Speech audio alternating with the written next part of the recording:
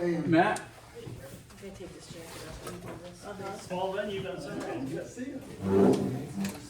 That's all right. Take wherever. Yeah, you can do that. You got all sure? Yeah. Want me to grab some more here? I'm on my raincoat, in case I'm on. More people coming, so. We can arrange it, especially if it's warm. Yeah. Great.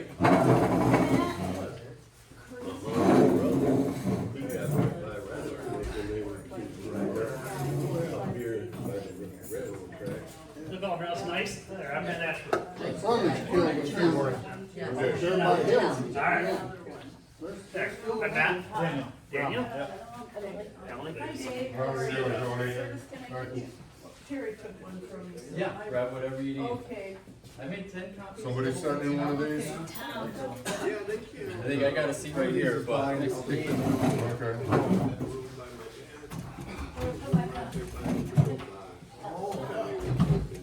We had a. How you doing? All right, how are you? She's doing fine, you know. She's, at home today. She was gonna call me this morning, but I told her I was coming here. 88. Yeah, she's 88. Retired? Well, I got she two has others her up there. license. All right. Yeah, and at escrow company, just suspended last year. So she's basically retired. But doesn't want to totally.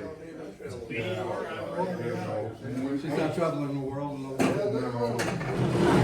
a realtor, for most realtors, isn't something they get rich at, but it's something that they get so involved in. They're hard to give it up.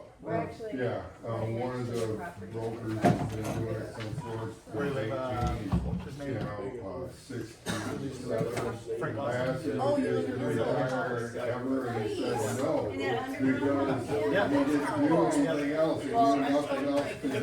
He didn't go golfing, he didn't go fishing, he didn't go hunting, he wasn't into boating, you know, he just. The hobbies, never had. Yeah, he never had time, and he was always trying to help somebody else make a sale, you know, so. And of course, when I saw this, Yeah, you guys grab any of that? I've been out there hunting small game quite a few times. Yeah, let me show you. And, I've got one in my house over here since October something. Yeah, if they're actually gonna sell it, I wouldn't even sell it if they actually do it, but I'm a little bit torn as to whether or not they should. There's pros and cons. What's that? There's pros and cons for selling the car. Oh, yeah, they're always sitting, and the north parcel is definitely more prolific than the south parcel. Because to get to most of the south parcel, especially anything that's buildable, you gotta cross that bridge, which isn't safe to cross. Yeah, you have to build it. I wouldn't even say it's gonna take a water crossing. We get a season. Yeah, I was hoping, it's all I right. did have to cross it years ago. At that time, you know, I was younger, more steady, and, I made it across the church too. Thank you guys, everybody, for coming. If it's all right, I'd like to go ahead and get started since we're 5 minutes after 9. And I want to be very appreciative of everybody's time here today. But this is really exciting, so I'm thankful to have everybody here and glad that we could utilize this time and the energy that was developing to have some conversations and open dialogue. So I want to start out before we get into our agenda, and if you didn't get one, I have some extras up there, but first I just had a little things I wanted to say in regards to what this is and why I'm here and why I invited everybody else to be here. For those I haven't met, my name is Curtis Dickerson. I'm a resident of the village of Bloomingdale. I live just 2 blocks away from here, and my family has lived in this area for generations. I feel a really deep connection to this place, and that connection gives me a profound sense of gratitude. Gratitude for the freedoms, safeties, and opportunities that we have here. I started Neighbors for Public Oversight as a way to build on these freedoms. It's an opportunity to express our rights, to be heard, to participate in public life, and to help shape the future of this community that we all care about. I know Bloomingdale has a long history of resistance and an independent spirit, which is fantastic. But I want to show through our actions that we're all still allies in this. There aren't any enemies in this room or in this village, and that we all do have a common goal here, to see Bloomingdale grow, thrive, and become a better place for everyone. But in order for that to happen, we need to know what's going on. We need space to express our views, and we need our public institutions to operate transparently and in good faith. The best ideas are forged in the open, not behind closed doors. What we're doing here isn't just a civic gesture, it's grounded in the very principles that form the bedrock of this country. When we demand transparency and accountability, we're expressing our inalienable rights. And when we insist on more than the bare minimum, we're honoring our role as the people from whom all governmental power is derived. And if we don't show up, if we don't speak out, those rights quietly disappear. Neighbors for Public Oversight is our opportunity to hold the line, to stand together, not with anger, but with compassion and conviction, and say we're here, we're paying attention, and our voices do matter. Thank you. And with that in mind, I'd like to go in and, again, welcome everybody here today. A little bit of what I want to talk about is what is Neighbors for Public Oversight. At this moment, we're a nonprofit, unincorporated association.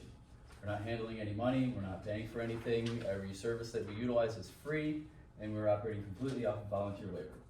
So the end goal, and I've provided a document which kind of gives a basis of our formation, what are our goals, and where would we like to see ourselves grow in the future.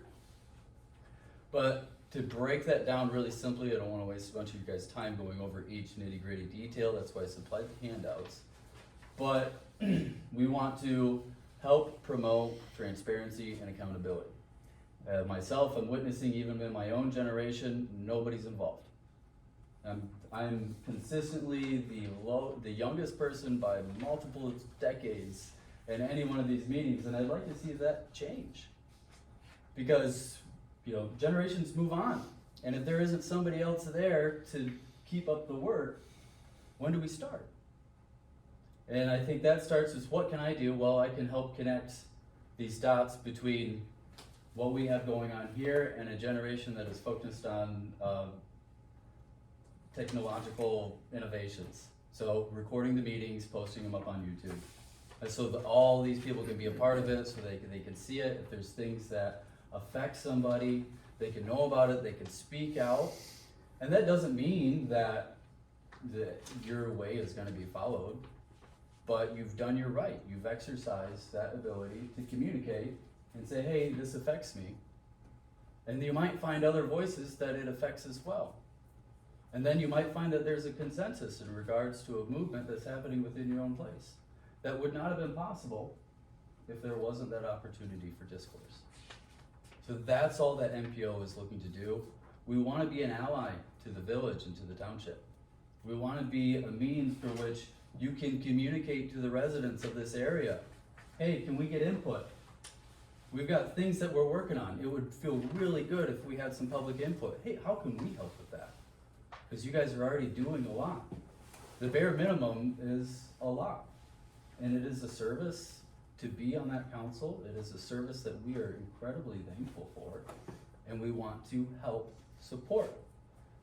But we're not asking, we're telling you that we're gonna be here to help support. We're going to express our voices, and they will be heard.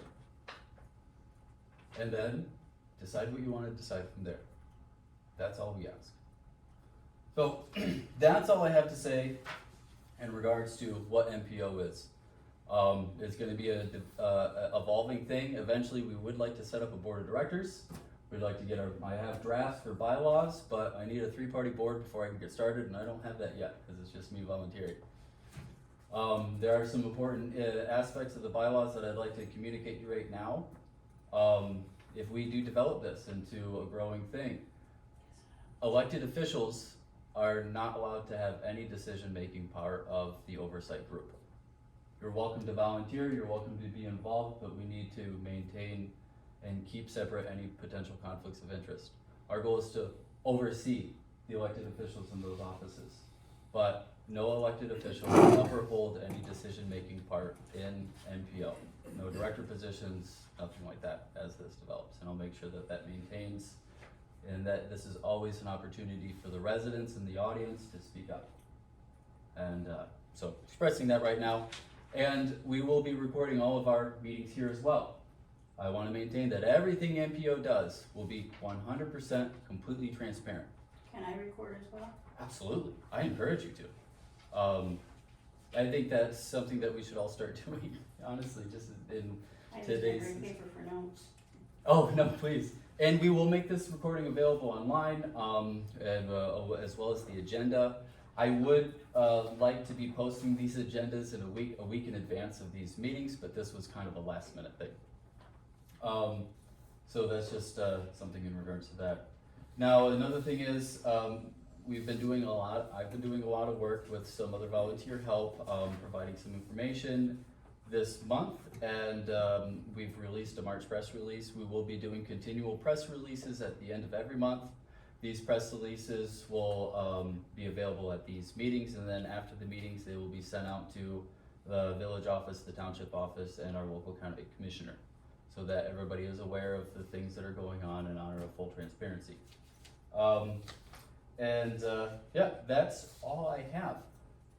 There are some other items on this agenda that we can talk about, but I would like to open it up and open the floor for us to go around. If you'd like to talk, if you'd like to introduce yourself and what your story is, what brings you here today, I would love to open the floor for that period, and then we can kind of go into some of the more nitty-gritty issues that have come up over the last week.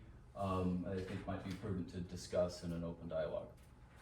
But that's just what I have in mind for it, and now I'd like to kind of go into our public comment period and open up for any public comments that anybody might have. How about we introduce ourselves? So That sounds great. I don't know, I'm Tom Dickerson. I'm David Mead, a longtime resident. I've lived in Bloomingdale since October of '78. I am a hunter who's been out at this property hunting many times since the '80s, small game, when I found out I could. And I'm also a realtor. So if anybody's gonna sell it, I wanna be the one to sell it. Put that plug in there. Thank you. Mhm. I'm Daniel Brown. We actually live in the township. We're the property that borders to the north of this land. Frank Austin's old place, you guys know where that is? Right behind the Bloomingdale bulk food store. So we're right back there, and that's kind of what piqued our interest in figuring out what's gonna happen with it. You're right close. I'm right close. You want to introduce yourself, up, or? I'm Emily Grant, I'm his wife. Perfect. I'm Matthew Ashbrook, Bloomingdale Township Supervisor, so I'm just here to listen and try to see if there's questions or concerns that way we're made aware of. Because it's good to have discussion if there is a problem, where we can try to have that direction moving forward. I'm Tony Rankin, and I'm on the village council. I've lived in Bloomingdale for 53 years, and I've been on the council for 17. And I'm here to listen and to see what help would be with any questions anybody has. I'm Terry Fisher. I am also a trustee on the village board. And I'm here just to hear what the people have to say before I make a vote of any kind. I'm Janelle. I'm here with James, and I would say I'm a newer resident to Bloomingdale, and so I'm here to listen and participate. I'm James. I've been here for about 7 years.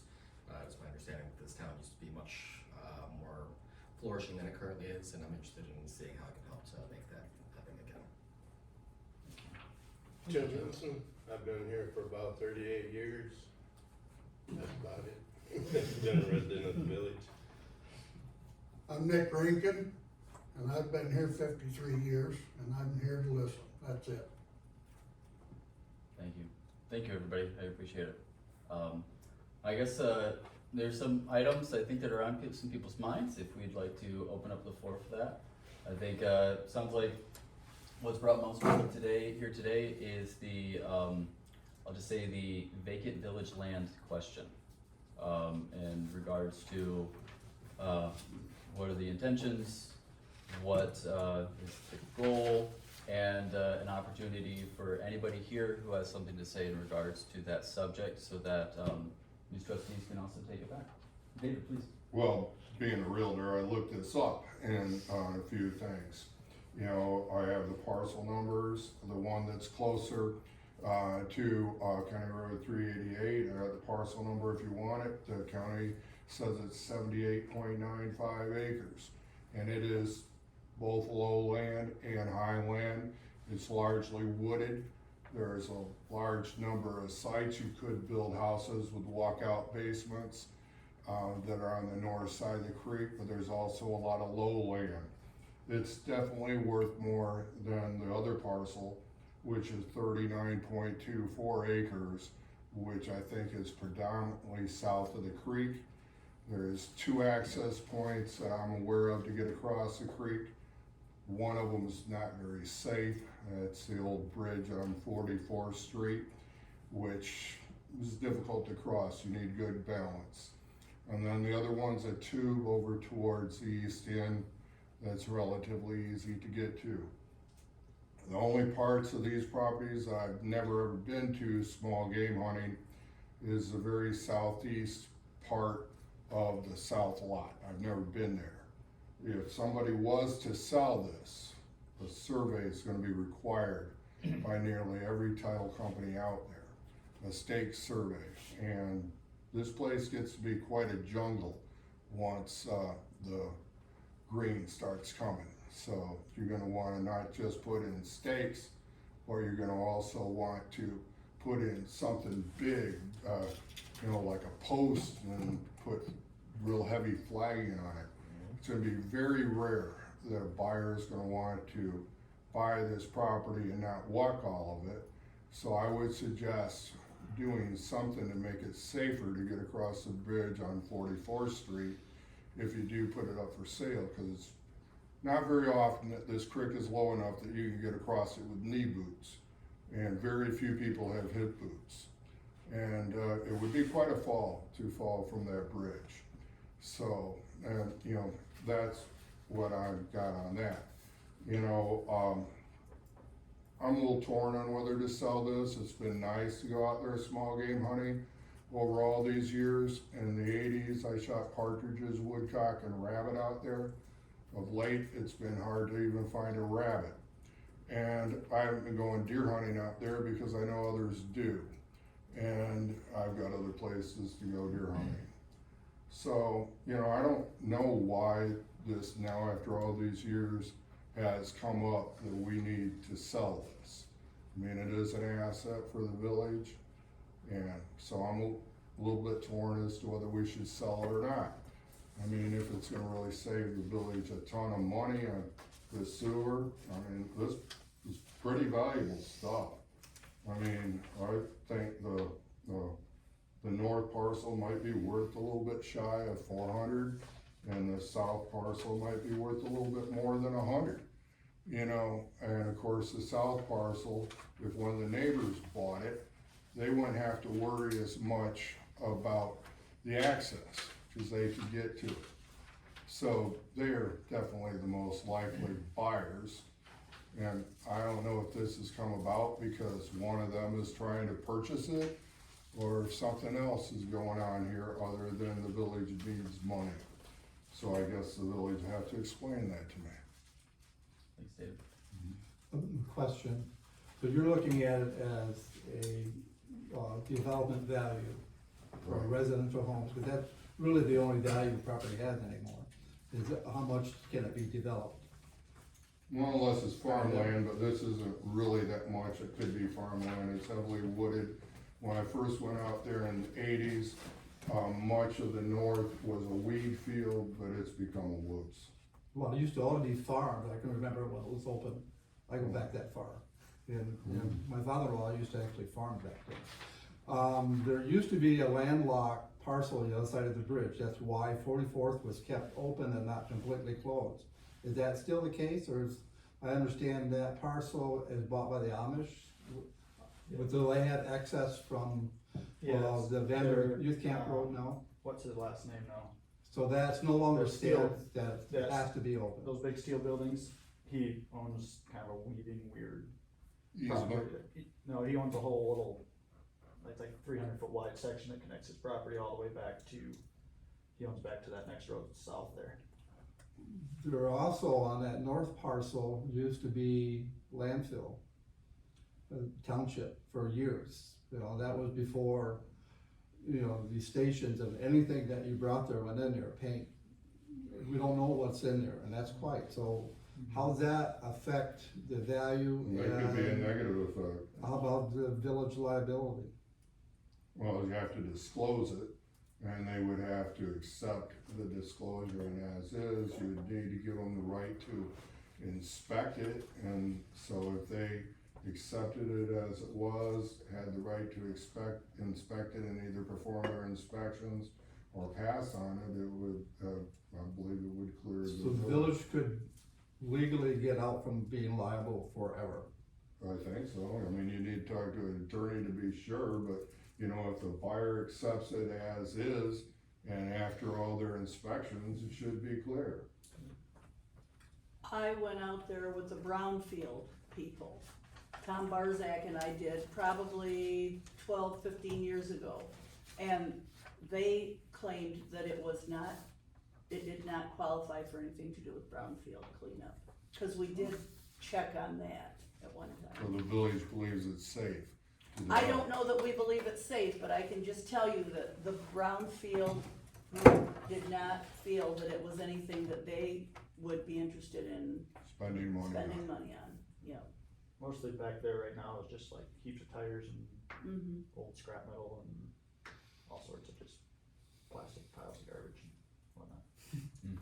So my curiosity around this, I don't know if anyone has these answers, but I don't understand the advantages or disadvantages to the township continuing to hold this property. It's the village. The Or village. the village Yeah. holding the property. Like, I don't understand, why we would or wouldn't. We have a little bit, Yeah, so I wrote up a little letter, go ahead and, you wanna read it? we're kind of, So, just to kind of give a background before we get into this, I'm a public land hunter, public land access guy, and I don't know, that's kind of where, if I were to ever get involved in anything, that's where I would get involved, is making sure, I grew up with 8 acres, I loved it, now I go up in Allegan, I hunt Allegan Forest a lot, I hunt our parcel there, and, to me, the advantages of the land, in its current state, there's not really much, cause it's just kind of been sitting there, right? But I think there's an old roadbed, there's old building properties back in there. I think it should be opened up a little bit more, maybe clear some trails back there, make it actually a public accessible place, cause right now it's just a lock gate back there. If we made it more accessible, then it would be more of a benefit to the public. So anyway, I'll just read this little letter. So I'm Daniel, live right outside the village, directly adjacent to the property. My motivation for keeping this land in public is in part personal. It's a lot of the reason why me and Emily bought the place, is because nobody lives back there. So 44th Street runs right alongside that whole trail, and we love it because hunting season is really the only time that anybody goes back there. So kind of personal, selfish, I understand that, but I also think that the one-time sale thing, yeah, it gives you a chunk of money. If it's $400,000, it gives you, just looking at that dollar amount, 1.1 million, right, is what the bond is that correct? Originally Used to 1.3. be. It was. Okay, So so they've been paying it off since 2012. Original bond, So- 1.3 million. what would be what's the dollar amount left on that? Is a one-time sale, are we just gonna be in the same boat and not have public land then in however many years? I don't know how that works, cause there's probably a plan at the beginning of the bond to pay the bond back. Mhm. And obviously that something didn't happen correctly there, No, it's correct. or was this always the backfall to sell that off? No, that wasn't, I don't think it was discussed until here just lately, Okay. and we still have a few years to pay on Okay. that. So selling the property isn't solely for the purpose of paying off the bond, like we have plans to pay off the bond without selling the property? We can pay it off without selling the property. Okay, okay, But we also might have to raise Sewer rates Gotcha. and possibly village taxes too. because you not because only of got it. you not only have the bond that we have to pay back, but as the years go on, there's a breakdown of equipment, so forth and so on, that then has to be brought up, so then your sewer rates would go up. okay, And we're into the age of the plant. Okay. To where things are starting to happen. okay, And I already pay $88 a month. right. Yeah, that's Yep, valid. yep, valid. So anyway, screwed that up. So public land matters, especially in small communities like ours. It offers space to connect, reflect, build something lasting. Could be much more than it is today. With some care and volunteer effort, it could be a trail system. There's the old roadbed, the old bridge that he was talking about. Really shows some beautiful spots of Southwest Michigan with that creek rolling through it. There's pawpaw patches, hiking, biking, horseback riding, educational walks. It's not far from the elementary school. They could go out there and actually, right now there's a huge beaver pond out there. I don't know how many of your kids, We know. Yeah. I don't know how many of your kids have seen a big beaver pond, but it's kinda cool to see. And then there's old building sites, history, habitat. You could build a trail system, it's already pretty much there. The old roadbed's established, it's solid. It wouldn't be that hard to clear the old dead ash trees that are all falling over that needs to be cleared out anyway. So why not create a public space for the kids? Let them go back there, let them explore it. As the neighbors, so would you be willing to have four-wheelers and stuff like that Absolutely. by your property? I'm all for all access public land. I have no issues with that. If the village's concern is revenue, maybe we should explore more options than just selling it, because you can make money off of land without selling it outright. NRCS has a lot of programs. I know it's kind of a mess right now with all the freezes and everything, but conservation programs, there's all the wetland back there. Look out to a timber harvester. There's some massive trees back in there, maple, oak. We have had it, Assessed for that. Mhm. And then there's also just a lot of conservation programs, land conservation initiative. Yeah, we've actually already, in efforts to like understand the financial position, we've, reached out to the Michigan branch of the Conservation Fund, the Southwest Michigan Land Conservancy, the Trust for Public Land. We also have a contact within the NRCS that's working on looking into a few different grants and options, just to potentially bring other revenue options to the table. We haven't actually heard back from anybody yet, 'cause it's only been a few days. But I think our whole stance is just trying to maybe look at this, just kind of hoping to like shed a little bit of light on the value that this property has that's other than monetary. Cause like we totally understand and we see like the monetary value that it has, but our stance is also that leaving it public land is also very valuable. There's the, going way back, a quote from Theodore Roosevelt that I love in thinking of all of this. It says, "There's a delight in the hardy life of the open. There are no words that can tell the hidden spirit of the wilderness, that can reveal its mystery, its melancholy, and its charm. The nation behaves well if it treats natural resources as assets, which it must turn over to the next generation, increased and not impaired in value. Conservation means development as much as it does protection." And that kind of, a lot of kind of sums up our view on this. The acknowledgement that right now it is kind of just vacant, empty, nothing land, except for the 15 to 20 of us who actually use it consistently. But just the realization that it could be more, it has potential to be so much more for our community. And just, yeah, we'll just see. What's that? It's always been open to the village, that whole area back there. They have a paper that you sign if you live in the village. non-residents that don't live in the village hasn't got the right to go back there and hunt. Simple as that. That's just one thing that the village has to do. And, as far as that road goes, the county has abandoned that road years ago. So anybody around there would have to work on that road to get it up there, and that old bridge was, that's nothing other than a beaver catch, actually. That's where they started their dam at, right up against the abutment on that creek, that cement abutment back there. And now they got probably, I don't know how many acres, but it's flooded out and it all backs up. So we've had a trapper in there trapping out the beavers, and we're starting to get them thinned down to open that back up again. The beavers become a huge problem for our sewer system, Yeah. because they get in there and do massive, massive I'm damage. sure they do, and we get them, when it backs up enough, it comes and floods my 5-acre pasture down the low end there. But, I'd kinda like to talk about the bond proposal.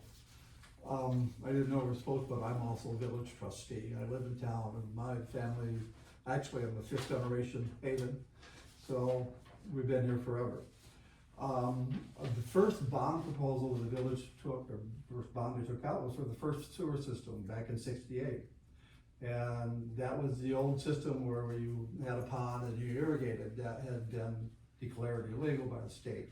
And that original bond bought that property. And so that bond had been paid off years ago. And then the state said, well, we have to redo our system, so that's when we got this new system, which cost us $5.6 million. Most of that was from the feds. The Federal state grant. gave us 1.3 million in a bond proposal. This is what the payback looks like. You know, paid back over 47 years, Up to 20, something like that. 2052 is the Yeah. original maturity date. We have paid this much so far, and that's like 48,000 a year.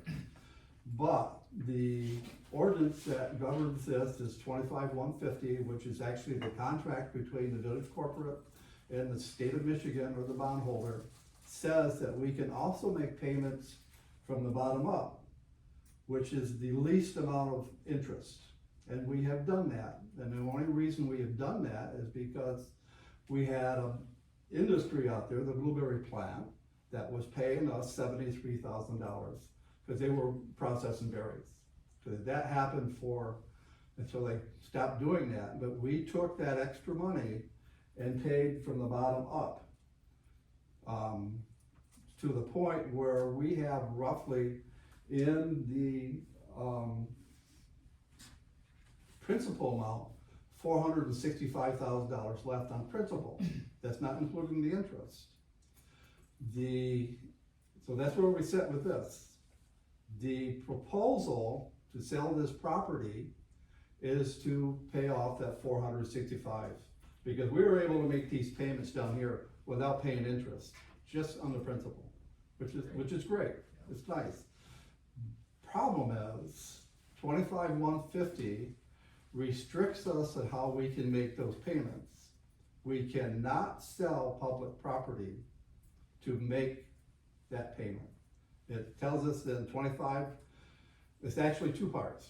Curtis says it's one part, but it's an ordinance 25-150. The ordinance says on section 7 that we have to use proceeds from the system to make it. The other part was actually the contract was Exhibit A with the state. 6th paragraph over there says we have to use receipts from the system, net receipts from the system. Net It revenue. says this was okay because we were using receipts from the blueberry, but we cannot sell that public property and make the $465,000 payment unless we get. And this is, you'd have to change the ordinance. You'd have to get the state to okay it. And then you'd have to get the people in the village to okay it, because the people in the village, the users of the system, are the ones making these payments. It's not owned by the village president. It's not owned by the village council. It's owned by the public. That might require a referendum. a petition to demand a referendum? I don't know. So it's just, this is where we're at. But we cannot sell that by the ordinance and pay off that debt. That has to be done some other way. We can pay off that and use it for our roads. I mean, what's that? We can sell that land and use that money then to pay off our roads, to work on our roads. No.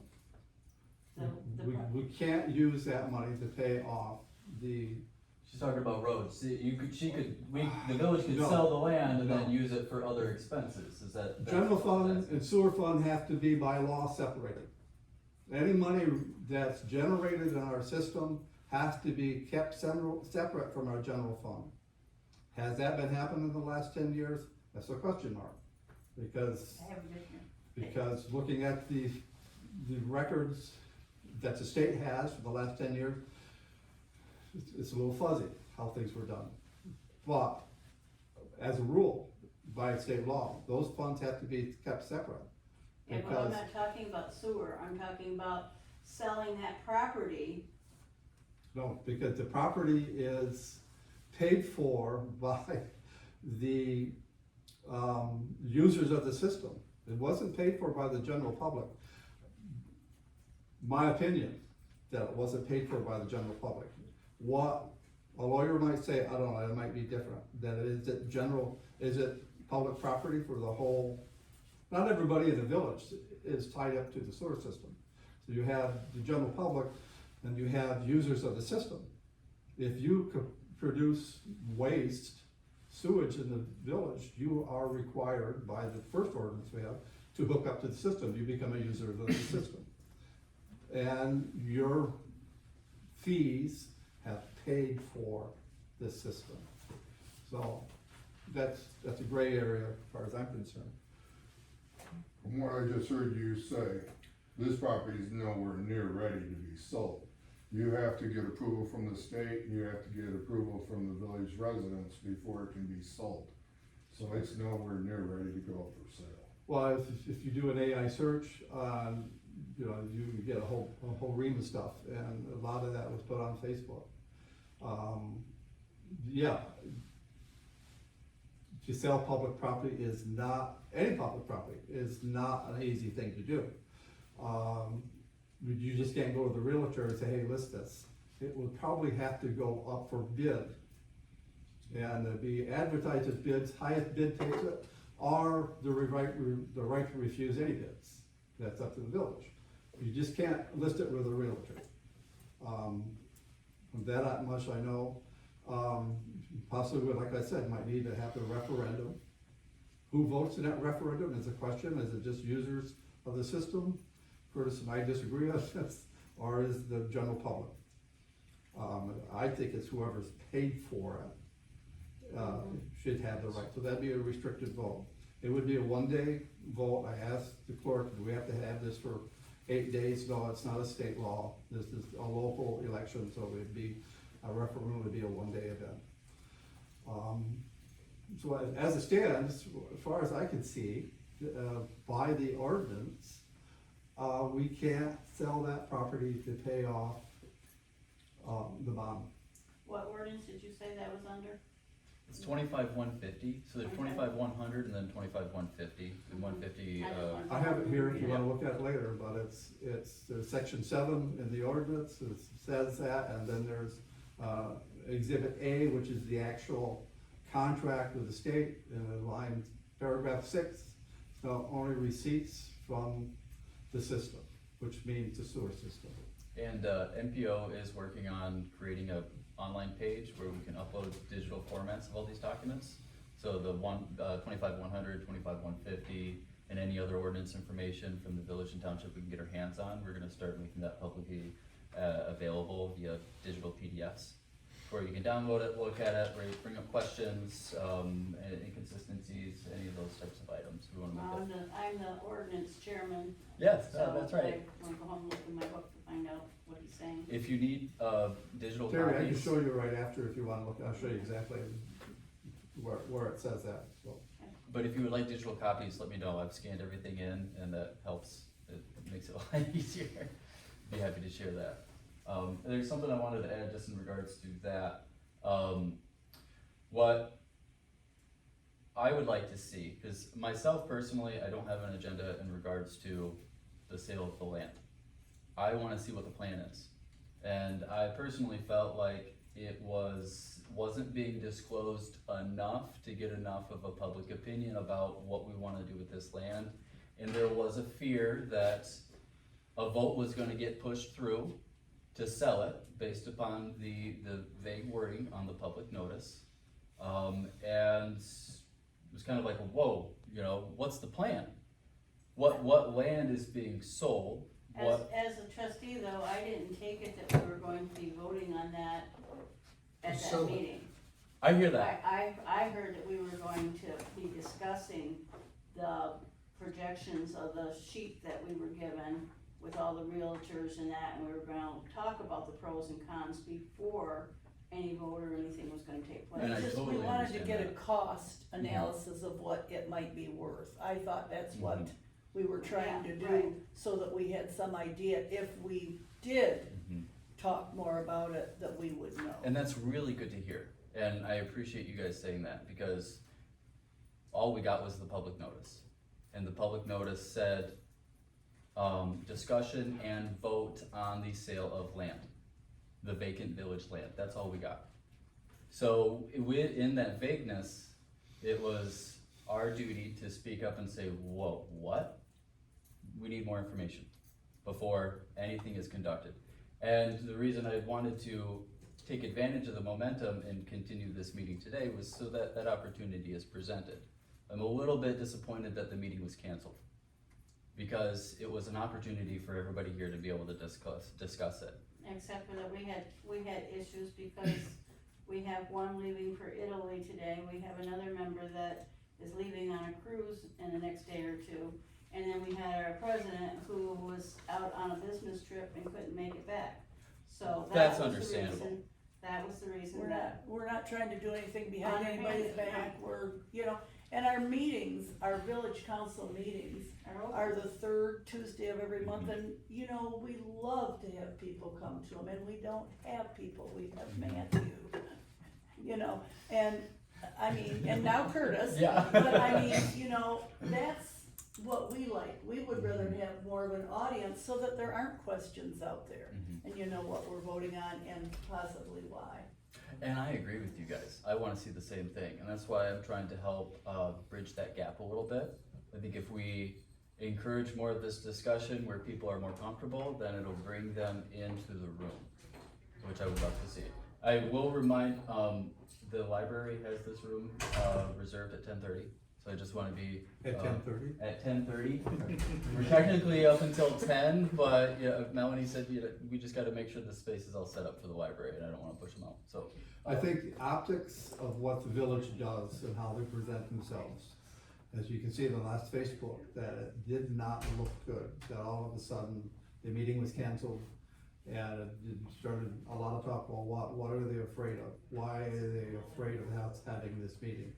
My opinion, and I voiced it with the board, is that we should have this meeting scheduled. I did not know that people were not gonna be, it was never expressed that I saw that members couldn't make it and that Well, Justin I couldn't. think when it was set, everybody wasn't aware of the people's plans that were on the council, and that's why it And later, then all of a sudden it just came out. well, Yeah, I mean, well, I'm there not was gonna no- make it. yeah. The idea for the meeting happened last Sunday evening, and it's all by text among the Mhm. board members. Mhm. And everybody said, okay, there was no objections at that time to the meeting. So I thought everything was set, and all of a sudden I understand there was a lot of stuff said on Facebook about this meeting. Facebook is a problem at times, and we all know We that. don't Blessing have, and the a village does not have another online presence. And the Facebook right now is the only thing we have. And either it's Bloomingdale Village or Bloomingdale Now. That should be corrected. If we had a webmaster, that would be a lot better that I people have- could I comment. have- They're working on I it. have Bloomingdale does contacted- have a page, but it's Out of date. years old. Mhm. I've got old contacted people the on it. county I think that's a Yeah. problem, because Yeah. the word's not getting out. And so the optics of, all right, we're not gonna have this meeting because everybody thinks, well, because there's opposition and they don't wanna hear it, and then the president says something that I still don't agree with, he's hired a lawyer, and he's got no authority to do that. He does not have any authority to do that. It's a board action, and it has not been happening.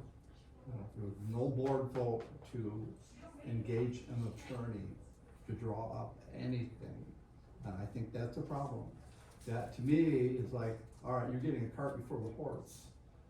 You haven't had any public input about what you wanna do, or discuss any of this, like we're discussing today, in public with the board.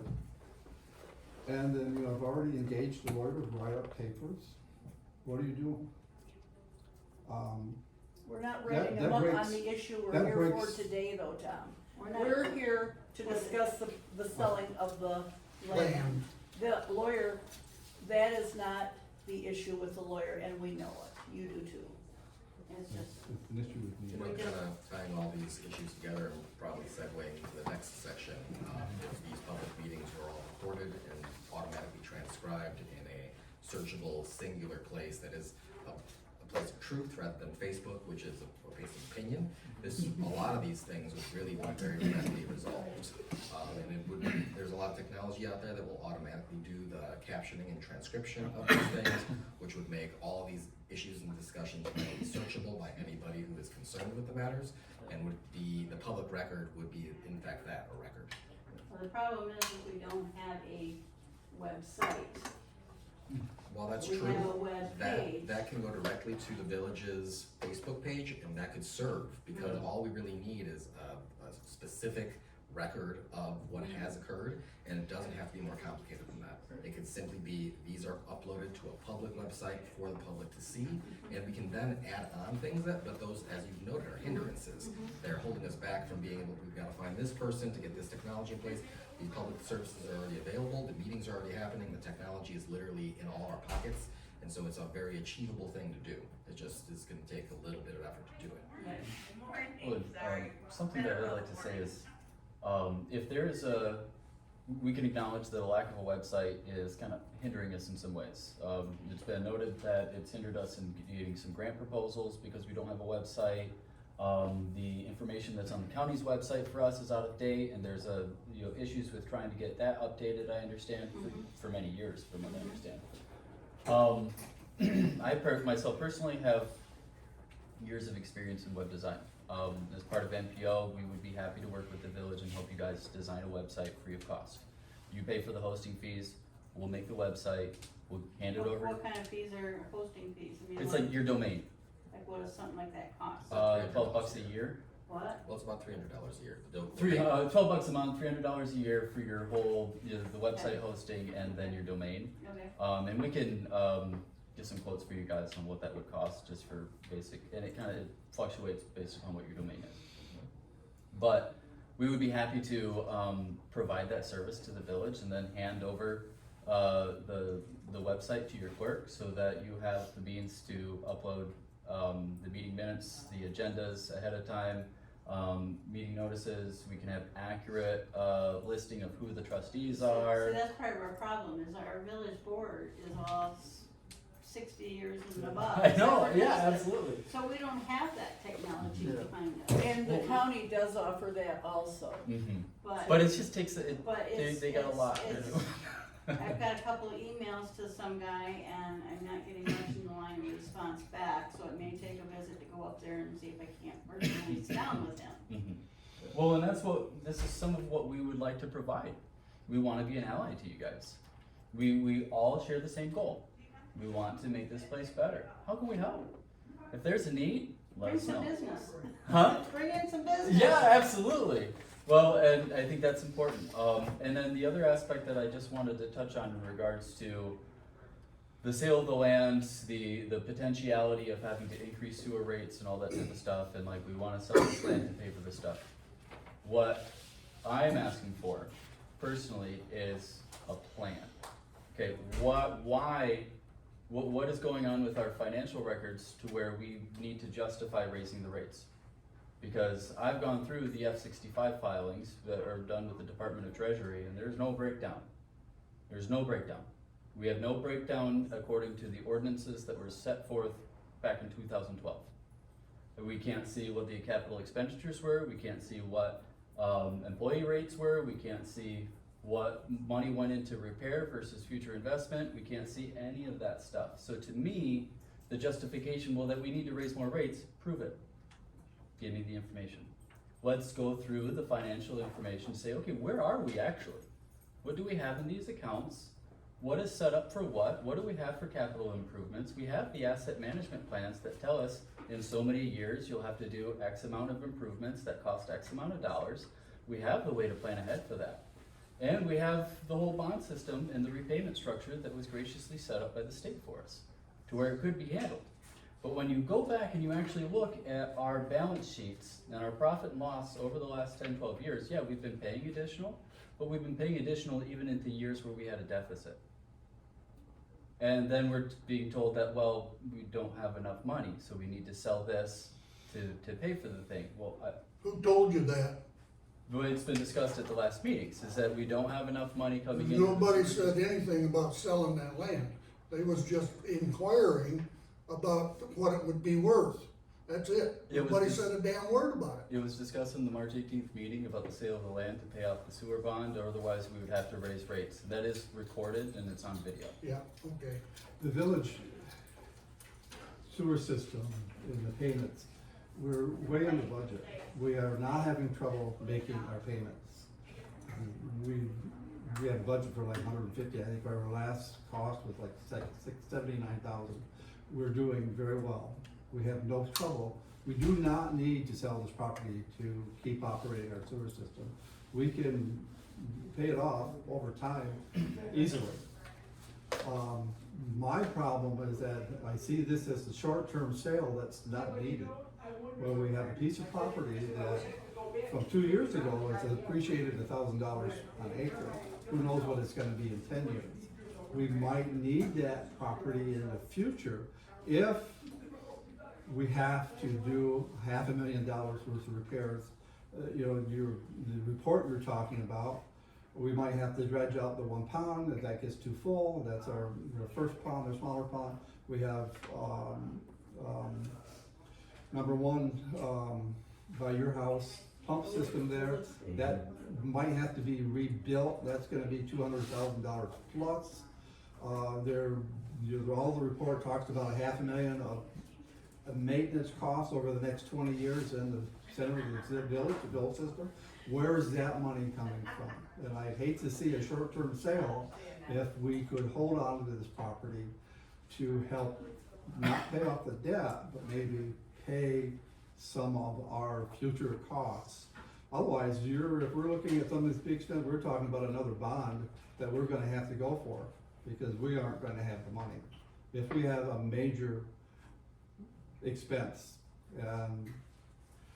2016, we got a grant from the state to pay Fleece and Vanderbeek, which was our engineers, to do a study.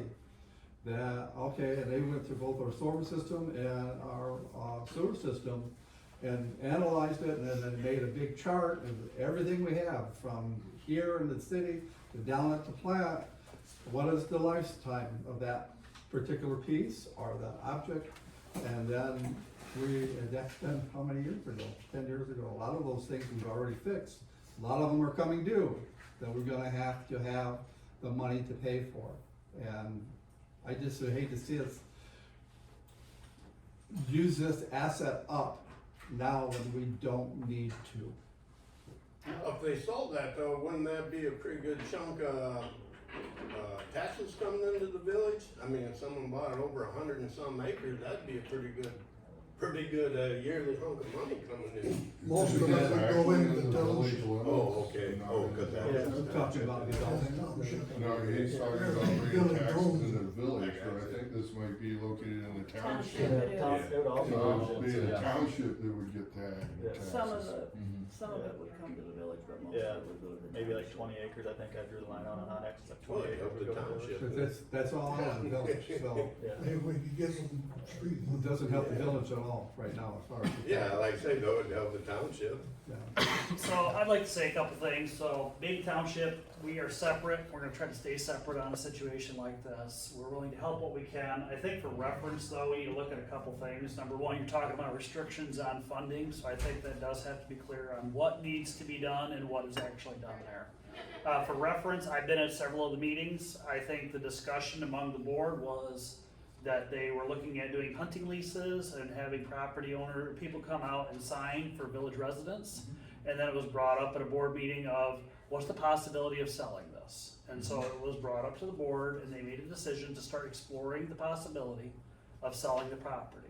So I think for perspective from my end, sitting in the audience, that's what I saw from my perspective. And so I think that we can jump the gun and say, you're very negative or irrational on some of these things, but still we're exploring the situation. I think that it does have to go before the board and they will make a decision and we will keep it with the board on that side. But as far as you're talking about restrictions on funding of what it could be used for, I think that does have to be explained better for what that will be. And then I think that the board will make the decision moving forward on that. So I believe though it went from, we're gonna try to do hunting leases, we've gotta have people's names, to what's the possibility of selling this property. So that, from my opinion, was the direction it was going. It wasn't a, we're gonna do this now, it was let's start exploring options moving forward. So, just from my perspective, sitting in the audience. Thanks, Matt. Well, we're just about at 10 o'clock. We've just got a few things to close with, and then, I have one more thing. please go ahead. When you were talking about hiring of a lawyer, I would expect my president to talk to an attorney to find out our legal aspects of selling this land, looking into that bond as to whether that money can be used for the bond or not. Just so as a trustee, it gives me the information to know how to vote better for everyone. Not just, so I got all the pages, that's why I'm here today. If he talks to an attorney, it's to everybody's benefit. And I would expect that the permission came when we said we wanted him to look into the selling of this land. So that to me kind of covers that lawyer aspect of things. It wasn't a direct, yes, hire an attorney, let's check this out. But when we asked for confirmation of what this would entail, that's what I expected would happen. I agree that we should, but according to our charter, which is General Village Law Act, the president cannot act on his own and approach a lawyer for the village. There has to be a board action. What it should have had, he should have had a meeting explaining what he wanted to do, what he was going to instruct the lawyer to do, to draw up, whatever, and have a vote on it. It did not happen, and that's my objection. He has overstepped his authority, and that's the point I'm making. It's not by our policy, it's state law. That the board action, now, we don't really have a policy or an ordinance that says how much freedom does he have. But that is governed by state law, which is our charter. That's my question. Okay, so what did he tell the lawyer? What did he ask the lawyer to do? What's being drawn up? As he instructed the lawyer to get hold of the state, find out about our bond, can we get by that somehow and sell this property to pay that off? I don't know. Well, I think That's my problem, because it has not been brought up at a board meeting and voted on. That's not how it works. It doesn't have that authority. Read the charter. It's Where do I very find the specific. charter? You have the charter. So Okay, any last issue meeting. that he may encounter, he has no right to contact the attorney until tells all of us, or has a Well, meeting? like I said, if you wanted to call up the lawyer, what's our policy? Is that allowed? Because we're gonna be charged $200 an hour. That's expenditures that only the board can okay. And it has not happened. That's my problem. As a board member, All I wanna say is just, in regards to executive authority, the charter details, and I will be happy to back this up with, the citing and references and everything. But a village president is not an executive authority. He's not the executive. He's the presiding officer of the council. He makes sure the meetings happen and, is only granted any authority that's given to him by the council. So the council is the executive authority. You guys are. You engage your president in things that he can do. But he is not authorized to act unilaterally of his own volition. And that's just to protect the village and the councils and townships and everything else from getting a headstrong president into the council who's gonna start bullying everybody. It's happened other places. I'm not saying that that's what's happening here. Absolutely not. I know Justin, and I believe that Justin is doing what he deems to be right and good for the village. All that we wanna do is help shine a light from what we see. We wanna help communicate, and we wanna show that, okay, we're just shining a light on it. If it looks bad, why? If people are reacting in a negative way, why? Let's talk about it. Let's encourage the open dialogue. Let's bring things up. These are uncomfortable conversations, but if the people on the council, in the village, or township are not comfortable with the scrutiny, I would recommend you get a different job. Because that's what your position demands. It is our responsibility and right to scrutinize.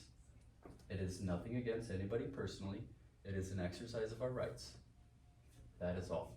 There is no personal thing about this. There is no agenda in here. You guys know, I'm going through some stuff with the village. This is not even the place to talk about it. And I have not brought it up in this once, nor will I. Because it's not appropriate. I'm already going through the process that is legally afforded to me, the procedures that I am allowed to, and that's great. But I want us just to be open and honest, and I gotta say, I am really happy that you guys are here. And I was hoping that somebody from the village would show up to participate in these conversations, because again, I'll say it for the third time, I wanna be your guys' ally. There's no enemies here. We're trying to work together. And together, we can really come up with some unique solutions that can bring prosperity back to this place. I mean, there's not trying to spread rumors, but they're talking about the only grocery store, I'm not counting Dollar General, is talking about closing. That's a big deal. I was told last night though that they have considered this before, and everybody's thinking probability of that happening, and them leaving is probably not gonna happen because so that's a the rumor. rent is so cheap. It's a big And rumor. but that's kind of, for other people hearing that, where funds are tight, and the next decent grocery store short of Dollar General is a 25-minute drive away, that's a big deal. I'd like us to spend our time thinking about how we can keep the village from becoming a food desert. I don't wanna argue about the sewer. I wanna see how we can bring businesses back. How we can help endorse and support. What are the Main Street grants that we can apply for? And do some development here to how can we help Shane out and get his business open? How can we all come together and support when he does open? These are conversations that we need to start having. These are how we can work together and help each other. Do we have to have a bar though? Yes. Only because when they had the music, I could hear it all the way down to my house all night long. I will say, they had some really good burgers, and I really Yeah. enjoyed the burgers, but The sewer system, I've had some outside contractors come in and look at it. It's a very well-designed system, and they were impressed with it. We've had some trouble the last couple of years that's been fixed. It has built-in capacity. We could add a lot of homes to the system. I think the answer to our crisis, if we have a crisis with the system, is to grow the system. Why don't we have more houses in the village, more development? That, that puts more money into the sewer system, it gives more money for the village. As far as taxes, somebody's more shopping at the store, we've got more kids going to the school. This could be millions of dollars increasing on our revenue, in the local revenue. So that's my idea, let's grow the system. So I'm pro-growth. I think that would solve a lot of problems. I don't see a problem with the system. It has building capacity. And if we do have to grow it, because at one time there was talk about the lakes around here, Eagle Lake, Duck Lake, Bear Lake would all have to be forced to come into the system. That would take a lot of money, and the state would then have to fork over to maybe add another cell or two to the system in order to take the extra capacity. So at that point, the village is selling capacity to these, which is a lot of money coming in. So that, I think that originally, back when we talked about a sewer authority, and probably a lot of you don't know about that, which was gonna include all this, that was the point I was arguing for. Okay, do the sewer authority, but the village sells capacity, and which is a lot of money coming into the village. Maybe 1 or 2 full-time jobs down there rather than 1 part-time job. That was all put to a vote, the sewer authority, and everything. Well, it failed, Yeah. I mean, and there it was put a to lot of vote, iffy and stuff it- going on yeah. there. It would have cost the homeowners a fortune out by them lakes, like my son at that time had a place out on Sweet Lake, and at that time, it was like $20-some thousand that went by so many feet that it would have cost him. And if It it didn't went- pass, Yeah, but there's always that possibility that the state might step down and say, because Bear Lake and Eagle Lake, a lot of them have just pump systems. I mean, you don't have a sewer system anymore. It's contained and you have to pump it. How long is that gonna last? The state is kind of taking a step back. That might change tomorrow. The hammer might come down, so just throwing that out there, that's possibility. If nobody has anything else, just a couple quick things to bring this to a close. We will be doing these meetings on a monthly basis. We're gonna host them at the end of every month, or the 4th week. So that way, village and township meetings in the 3rd week, we'll do the 4th week, so that gives time to review, and then we can have our meeting provide a summary in response. Few quick things. Neighbors for Public Oversight has started a citizens audit of the village of Bloomingdale. This is not meant to scare anybody, there's no legal teeth to it or anything. What we're trying to do is we're trying to just identify what's going on 3 different specific areas. One is the financial, the second is the procedural, and the third is the legal. So one, what are the financial documents looking like since we've received the bond in 2012? How are things reported? Where are there discrepancies, and how can we remedy these discrepancies? We're trying to provide the insight that would help the village in making these corrections, because I know that according to being at some of the meetings, it's been an issue where you guys have been working diligently in trying to sort everything out. So if there's a way that we can help through this audit process, we want to help. The next part is the procedural aspects. How has the village been operating in regards to the procedural requirements that are set forth for their office? And what are the recommendations that we can make as far as improving those procedural steps? And the same thing with the legal. Are we all operating, is the village operating within the legal rules and regulations that are set forth for the village offices? And how can we provide recommendations on improving that relationship going forward? So that's what we want to do. We're trying to help provide some outside information. And that will be published and made available. As of right now, the main focus is just the financial aspect. We've started by going through the F-65 filings. So these are the financial records that are sent to the Department of Treasury for the state of Michigan. Those records are available online through a consumer dashboard, through a dashboard that you can see all the graphical information, but then you can also download the raw data and then we've been using the raw data and kind of pulling our inferences and the information from that raw data. And I'm hoping to, by next month, be able to publish at least an introductory into some of our findings for the financial aspect of the audit, going back the last 12 years. Lastly, the goals for April, our goals. We're gonna be working on trying to form a board of directors, at least a 3-part board. If there's more people interested, then we'll grow that number. We will be working on drafting bylaws and preparing for state incorporation so that we can then file for our 501c3 nonprofit status.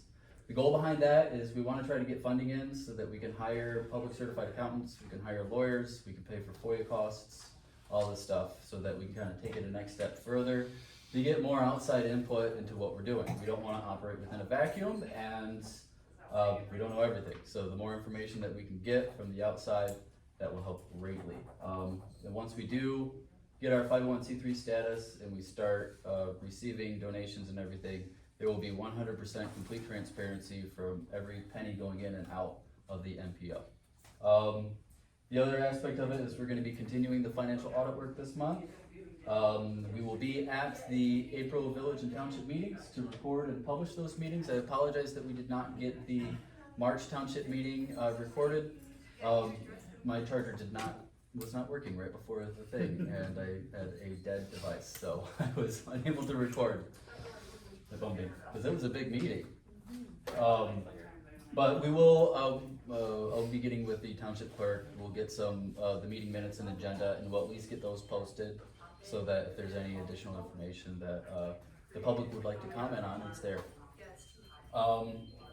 And then, we'll have another press release that we'll push out at the, month's end. But that's all I have, and I wanna thank everybody for showing up, taking the time out of this morning to be here. It's really exciting, and, I look forward to our continued progress. Thank you. Any other closing comments from anybody?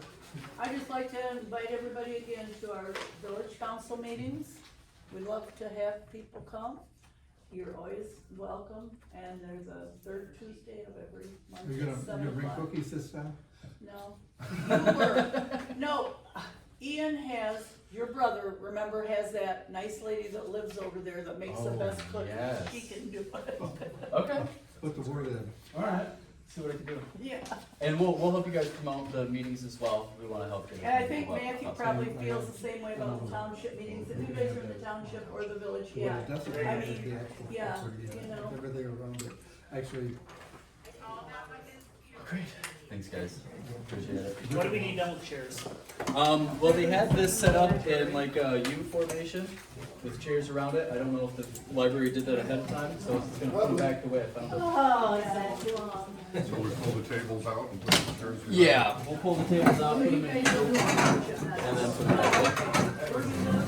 Actually, that's not